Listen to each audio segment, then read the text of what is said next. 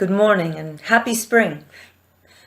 Welcome to this online worship service, a time set aside each week to think about what really matters in our lives and in the life of our world. Our mission here at Sunnyhill is to create a more just and compassionate community within and beyond our walls. If you are a newcomer or a visitor to our congregation, please visit our website, sunnyhill.org, and click on the New to Sunnyhill button. We would love to let you know how you can connect with our congregation even during this time when our building is closed.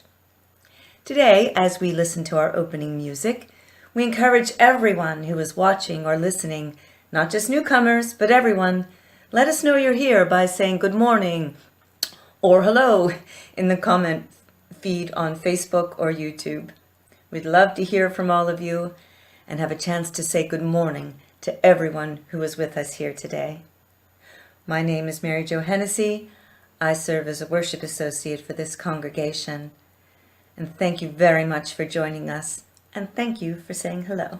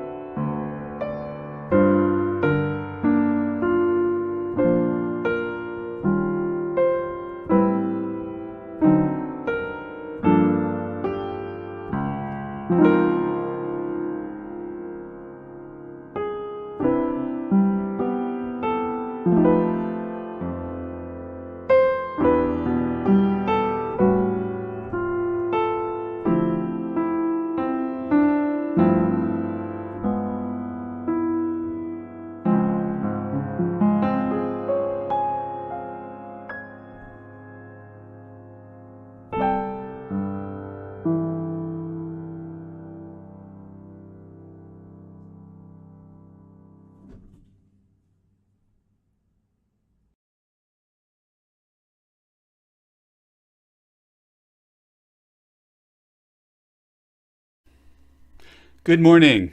The Sunnyhill service auction will take place online on Saturday, June 12th at 7 o'clock p.m., featuring Sunnyhill's beloved auctioneer, Mary Jo Hennessy, who also happens to be our worship associate for this morning. We ask that you mark your calendars for June 12th and start thinking about items that you might want to donate, especially any parties that you might want to host. We'll have an auction question and answer session next Sunday, March 28th, immediately following the service via Zoom at our usual coffee and conversation link. So remember those dates. Auction on Saturday, June 12th at 7 o'clock p.m. and information next Sunday immediately following the service via our Coffee and Conversation Zoom link. Please see this week's Beat newsletter for more information, including details about our contest for choosing the theme for this year's auction. And contact Bethany Thornton if you are interested in helping with the auction. Thank you.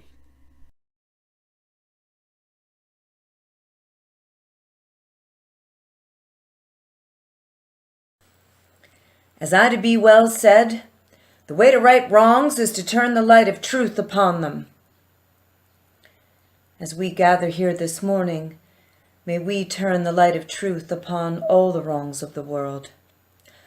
where immigrants are treated less than human, where black lives seem to be valued less than white lives, where LGBTQ people are attacked physically and emotionally, where the poor are made poorer and the rich richer, where even in our own minds and hearts, bigotry and prejudice remain. This morning and throughout all our lives, may we turn the light of truth upon all these wrongs, and may this light lead us toward a path of freedom and justice for all.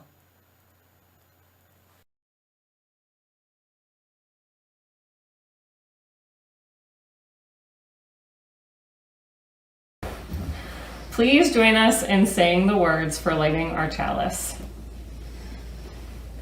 Across the distance, the light from within me shines, sending love to all. Across the distance, your light is fuel that warms me and helps to keep my own light burning. Together we keep the flame of community burning bright.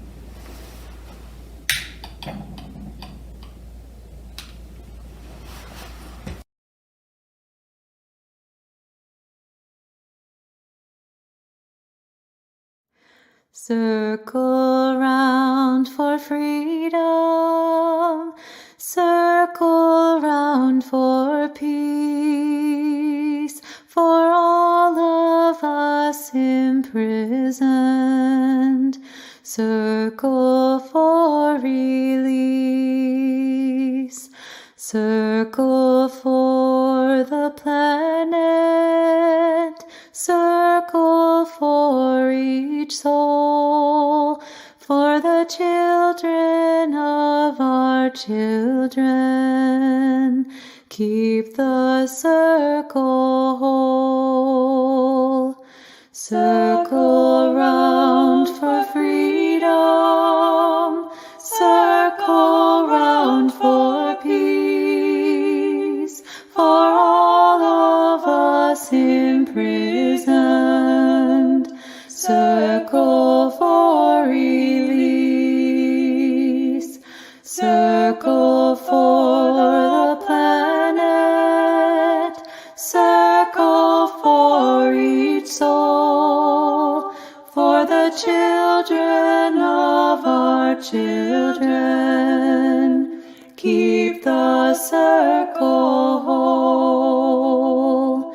Circle round for freedom, circle round for peace, for all of us imprisoned.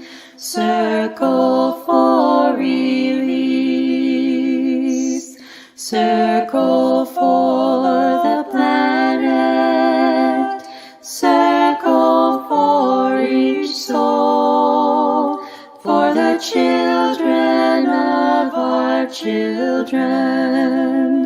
Keep the circle whole. Circle round for freedom, circle round for peace, for all of us imprisoned. Circle for release,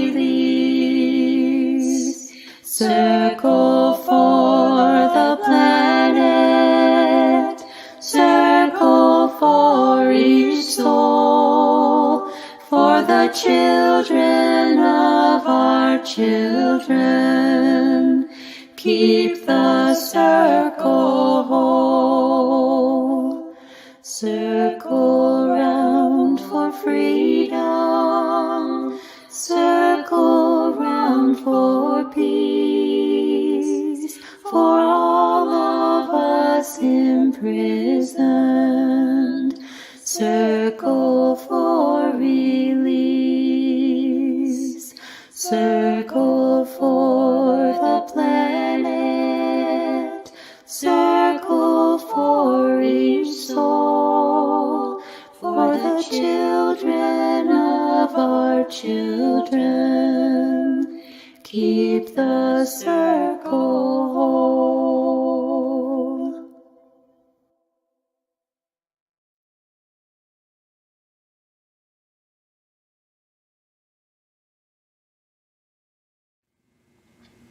Ida Bell Wells Barnett, or as she is commonly remembered, Ida B. Wells, was a force to be reckoned with.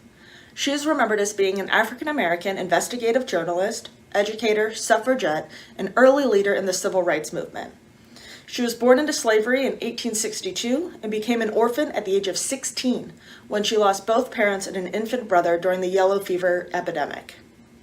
From a very early age, she began to use her keen intellect and writing skills to speak out against racism.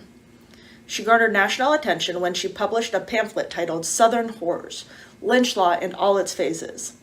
In it and other articles, Wells documented lynching in the United States and was able to prove that it was being used as a tool to keep African Americans oppressed. She wrote courageously and with conviction and refused to back down. She was active in the women's suffrage movement and found allies with prominent white women of the time. That is until the 15th Amendment was passed, granting votes to black men and not women. While Ida B. Wells empathized with black men being lynched exercising their new right to vote, prominent white suffragettes like Frances Willard and Susan B. Anthony refused to speak out against the violence.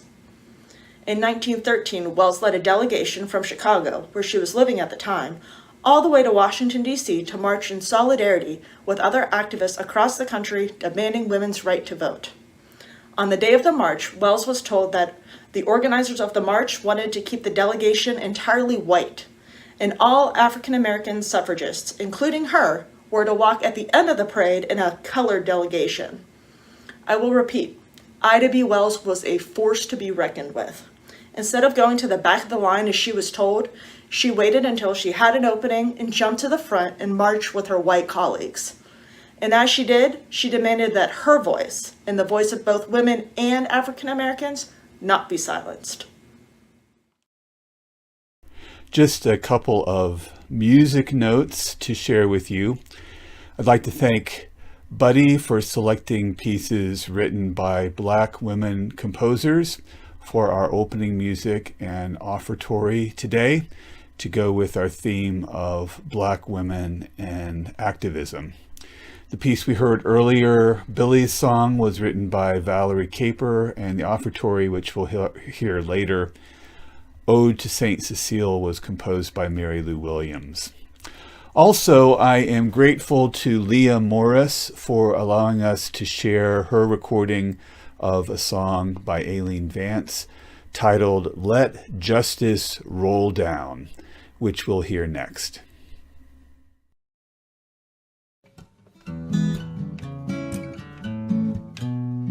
There is no freedom, the wise man said, let justice roll down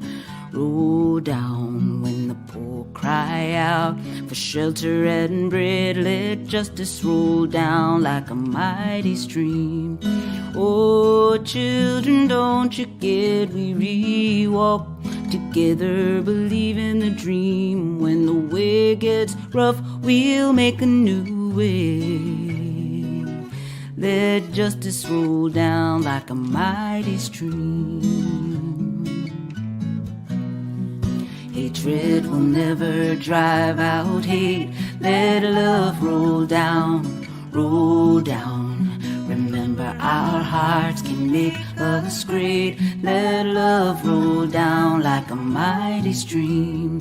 Oh, children, don't you get weary, walk together, believe in the dream. When the way gets rough, we'll make a new way. And let your love roll down like a mighty stream. When brutality threatens our daughters and sons, let peace roll down, roll down. May our voices rise up louder than the guns. Let peace roll down like a mighty stream. Oh, children, don't you get weary, walk together, believe in the dream. When the way gets rough, we'll make a new way. And let peace roll down like a mighty stream. Step by step, one by one, let justice roll down, roll down. They can kill the prophet, but the dream lives on. Let justice roll down like a mighty stream. Oh, children, don't you dare we walk together, believing free. When the way gets rough, we'll make a new way. Let justice roll down like a mighty stream.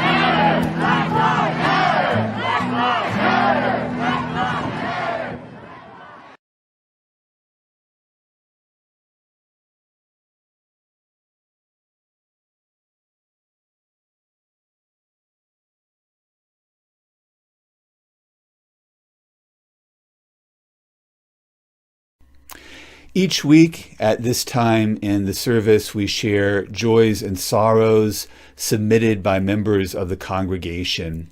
We share the things that we are celebrating as well as the things that we are mourning so that they do not need to be held alone. Joys and sorrows may be submitted online from our website, or you can contact me or a member of our staff or pastoral care team by email or phone. After each joy or sorrow that I read, please respond by saying, "We hold you in our hearts." A joy and sorrow from Amy and Bridget Kent. Bridget is recovering from an intense cornea surgery this week. Please send lots of love and healing energy her direction. To Bridget, we hold you in our hearts. A sorrow from Carol Carl. Carol says, one of my longtime, very best friends suffered a heart attack, his second one recently. While in the hospital, it was learned that he had stage 2 lymphoma. He finally got a stent for his heart and is on chemo for his cancer. Please send many healing thoughts his way. To Carol, her friend and his family, we hold you in our hearts. A sorrow from Sarah Stark. Sarah says, my grandmother, who was hospitalized due to COVID, passed away this week. To Sarah and her family, we hold you in our hearts. One more sorrow.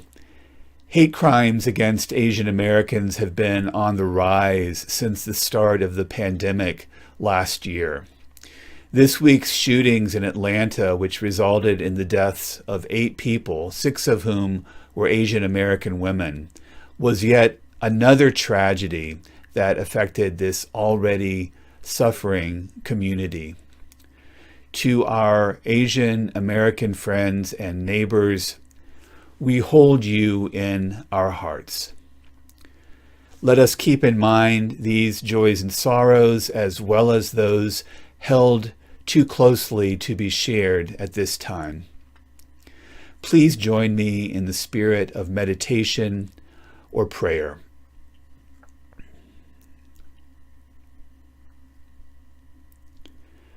We give thanks today for the light within and around us, the light that sustains life and the light that sustains our spirits, the light that we share and the light that we experience on our own, the light that eventually fades and the light that never disappears. We also give thanks for darkness in its various forms, the darkness in which the seed germinates and begins to grow, the darkness that provides rest and respite from our waking hours, the darkness that helps us appreciate with more clarity what is before us. let us take a moment of silence to consider the light and dark of our lives, the light and dark of our world, and the light and dark of this moment.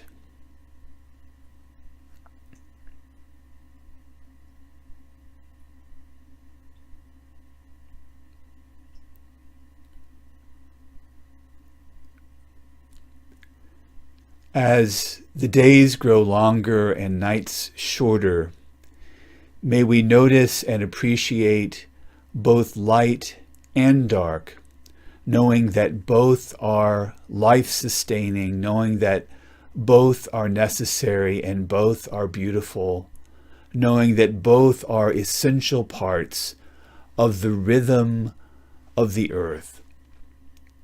May we move with grace through all the light and dark moments of our lives. Amen.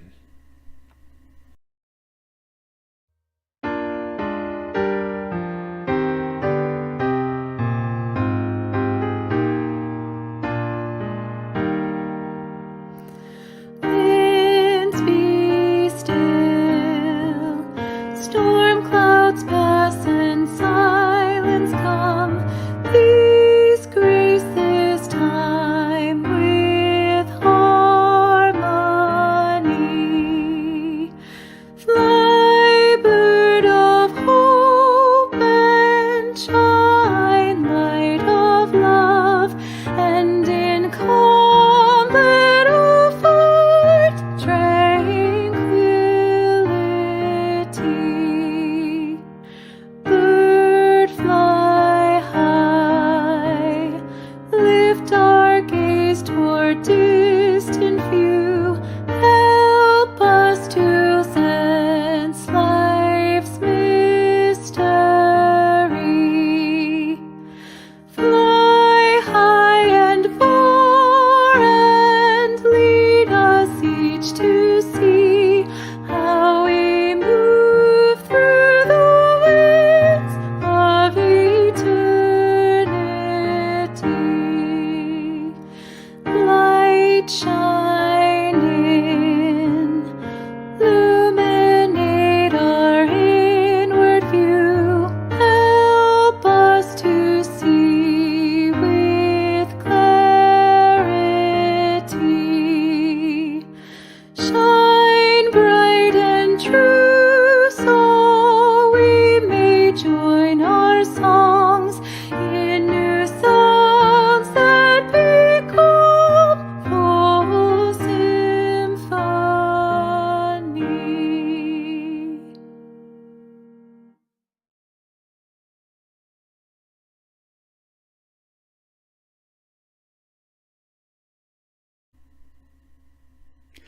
Our nation was founded upon an ideal that was also a lie. As journalist Nicole Hannah-Jones has pointed out, when the Declaration of Independence was signed in 1776, declaring that all men are created equal and endowed by their Creator with certain unalienable rights, the white men who drafted those words did not believe them to be true for the hundreds of thousands of black people in their midst. Life, liberty, and the pursuit of happiness did not apply to fully 1/5 of the country. And the word men in the phrase, all men are created equal, really did mean only men. Many fundamental human rights did not extend to women at that time, nor have they been fully realized in our own time. And yet, Black Americans believed in the American creed and the American ideal of equal rights for all. They maintained this belief and this commitment to make real the American dream of freedom, despite the fact that their presence in this country was the result of the incredibly evil and inhumane institution of chattel slavery, the very antithesis of the ideals that were espoused in our foundational documents.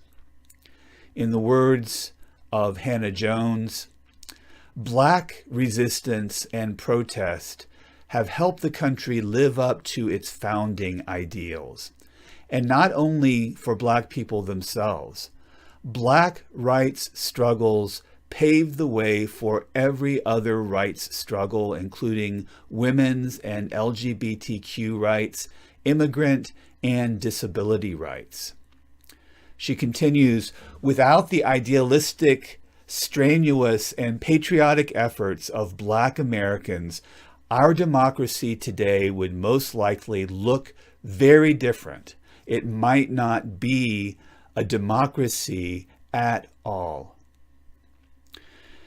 And Black women have had and continue to have a leading role to play in movements that result in expanded freedom and rights for all. As we have seen in recent months, our American democracy, torn and tattered, hangs by a thin thread. A thread that may not be there at all were it not for the efforts of Black women freedom fighters, both historically and in our current era. One such freedom fighter was Ida B. Wells, whom we heard about earlier from Jen. Wells was born enslaved in Holly Springs, Mississippi in 1861 in the midst of the Civil War. After losing both parents to yellow fever in 1878, she started teaching at age 16 in a rural Mississippi school to provide for her 5 younger siblings. In the 1880s, Wells moved with some of her siblings to Memphis, where she found a better paying teaching job and where she co-founded and wrote for the Memphis Free Speech and Headlight newspaper, covering issues of racial segregation and inequality and race-based violence. When a friend was lynched in Memphis, Wells wrote in her newspaper, "This is what opened my eyes to what lynching really was.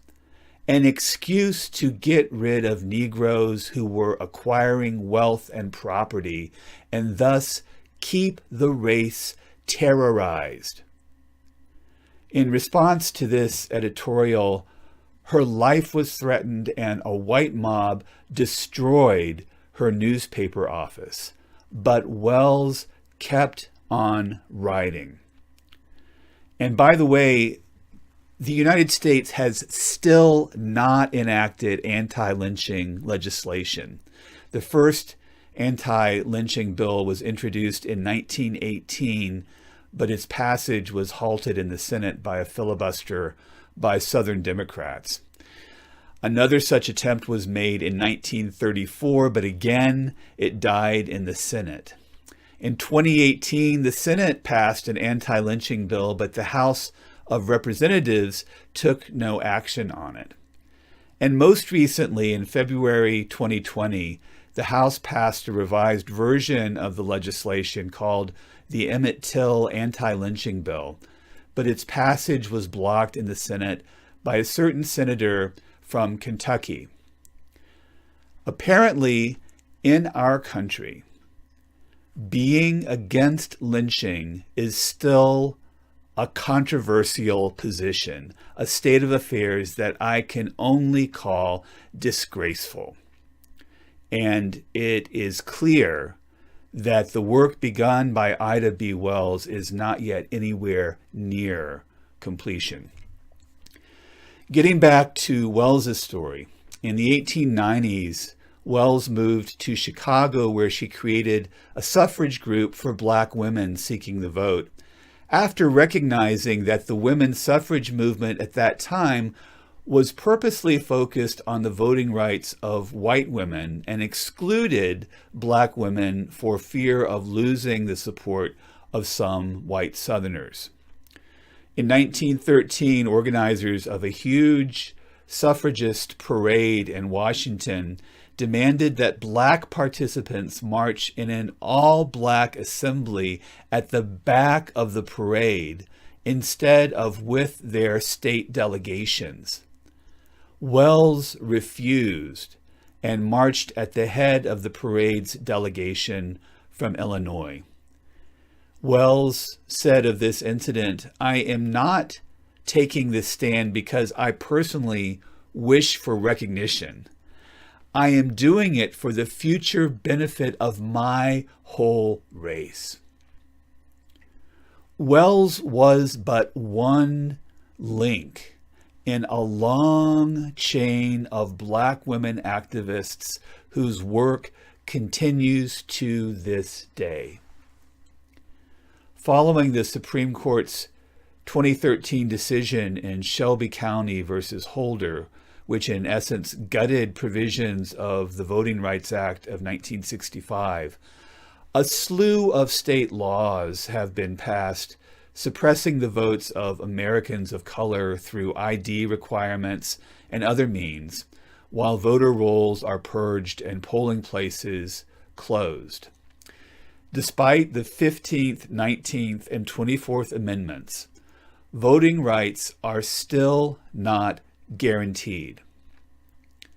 For centuries, black people in America have been viewed by whites as a problem, but it is becoming increasingly clear that black activists are offering not a problem, but a solution. Disenfranchisement, as it is currently practiced, is aimed at people of color, among others, but it has a profound effect on all people, especially those who are economically disadvantaged. American capitalism in its current incarnation is one of the most profoundly cruel and inhumane economic systems in history, and it is propped up in part by certain politicians pandering to America's racist tendencies that can be traced to this country's founding. The work of today's black activists is not so much about rescuing black people as it is about saving America from itself. The fight for democracy in America is not a black-white issue, and it is not a Republican-Democrat issue. It is a moral issue. As one of the leaders of the fight for American democracy, Stacey Abrams recently said, "My fight for the last 2 years, my work for the last 30 years, has been about making sure people have access to the right to vote. And not Democrats, not liberals, not people of color, but that Americans who are eligible citizens have access to the right to vote." Abrams continues, "Democracy can only work when it works for everyone. When you break any part of democracy, you break it for everyone, no matter who your target is." As a partisan, Abrams says, "I'm trying to get my people elected, but elections are not partisan. Elections are completely open. The people you choose may be partisan, but the process should not be." For at least the last 150 years, black women like Ida B. Wells and Stacey Abrams and hundreds of others have been doing the heavy lifting that should be the responsibility of every American. Over the past 4 years, many Americans who consider themselves liberals have started to wake up to the crisis in American democracy that has been brewing for decades. Those of us who are protected by multiple layers of privilege have not had much skin in the game, as we have not been as threatened as others with less privilege have been. But the fact of the matter is that those of us with more to begin with actually have more to lose. It is in no way just or fair that those among us who are most threatened and at risk end up bearing the burden of democracy that should fall on all of us. At the very least, those of us with a high level of privilege can learn about, listen to, and follow the lead of Black women activists. Sadly, these women are often treated by both the right and the left as threats or portrayed as absurd stereotypes. Because of her outspoken anti-lynching stance, Ida B. Wells was often ridiculed and ostracized by women's suffrage organizations in the United States. Nevertheless, Wells remained active in the women's rights movement, and her work benefited both Black and white women. Stacey Abrams has been mocked and disrespected at every turn of her career. Yet her work turned the political tide in Georgia and across the country last year as she helped orchestrate and organize a grassroots movement that white leaders never attempted. Kamala Harris has been denounced from conservative pulpits as a Jezebel, and the preachers that have employed this epithet have done so with full knowledge that the Jezebel trope was historically used to justify sexual violence against enslaved African women on plantations. Black women activists, time and again, have been met not just with resistance, but with scorn, ridicule, violence, and death threats, as well as actual murder. But still they have persisted working not just for their own good, but for the good of all. As Mary C. Curtis writes, Sojourner Truth may not have been educated, but she knew in the way that Black women know. I can't read, but I can hear, she reportedly said. And she could speak her truth in the fight for equal rights, human rights, for women. African Americans and those who would never acknowledge her accomplishments, sacrifice, and complexity. The least the world can do, even now, is listen.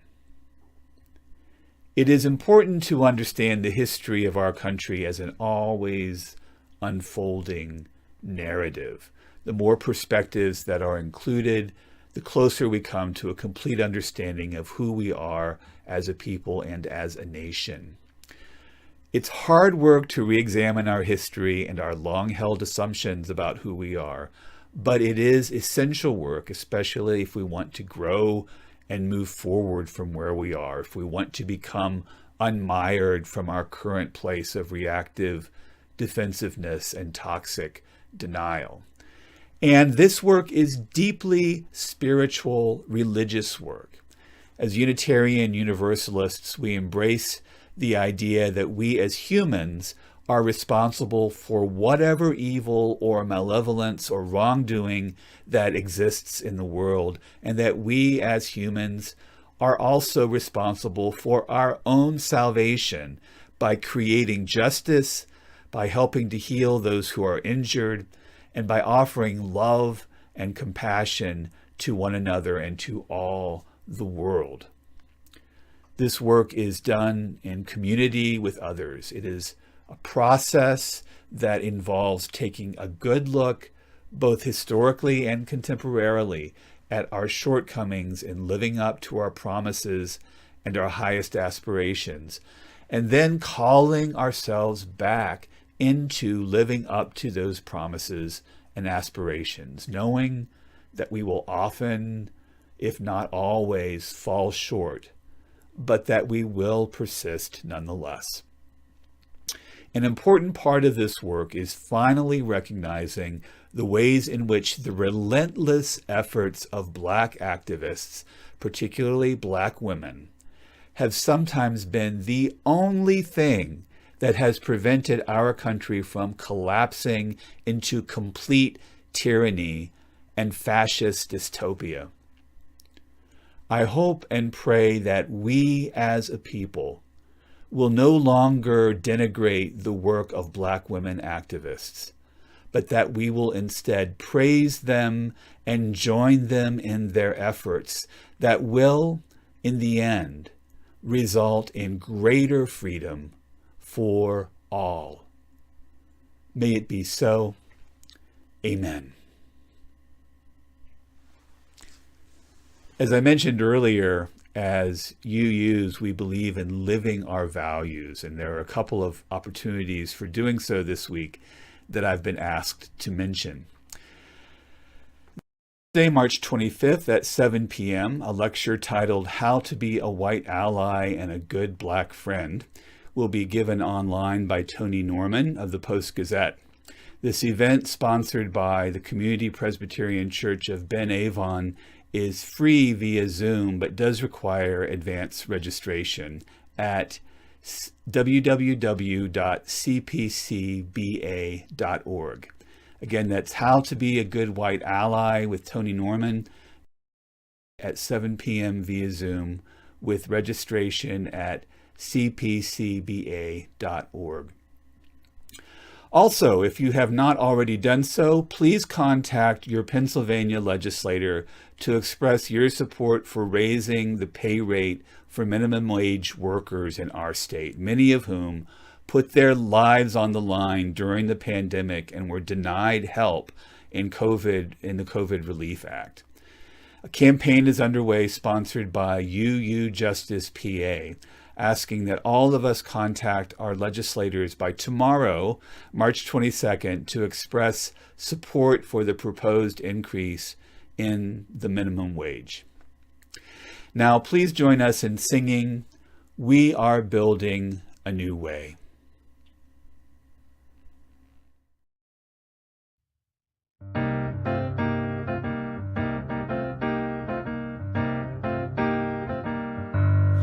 We are building a new way. We are building a new way. We are building a new way, feeling stronger every day. We are building a new way. We are working to be free. We are working to be free. We are working to be free from hate and greed and jealousy. We are working to be free. We can feed our every need. We can feed our every need. We can feed our every need. Start with love, that is the seed. We can feed our every need. Peace and freedom is our cry. Peace and freedom is our cry. Peace and freedom is our cry. Without these, this world will die. Peace and freedom is our cry. We are building a new way.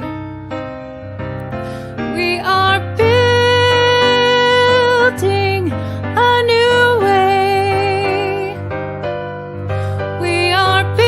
building a new way, feeling stronger every day. We are building a new way.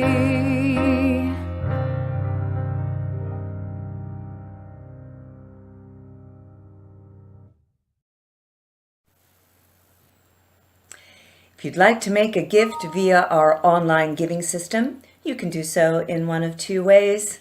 You can go to sunnyhill.org and click on the button that says Online Giving, and then follow the instructions.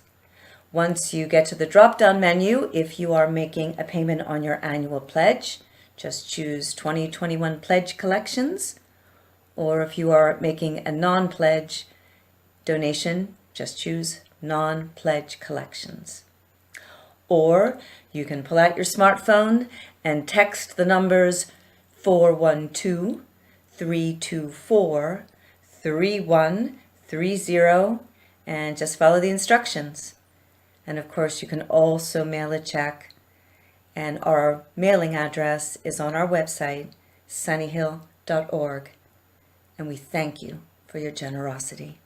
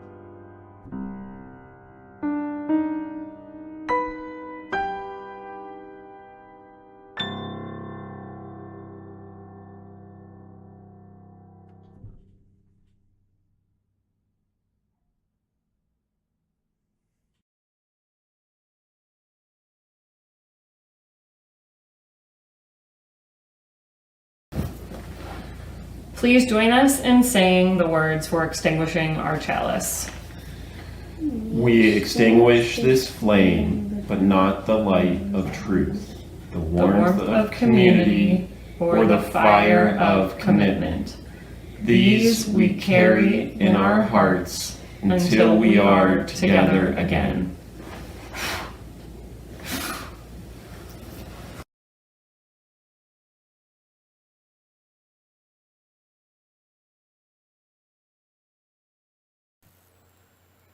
Our closing words were written by Elena Westbrook. Go in hope, for the arc of the universe is long and we can bend it toward justice. Go in courage, for together we have the strength to confront injustice in our daily lives and the larger world. Go in love, because a holy and generous love is both the reason and the means by which we transform our lives. And with hope, courage, and love in our hearts, may we all go in peace.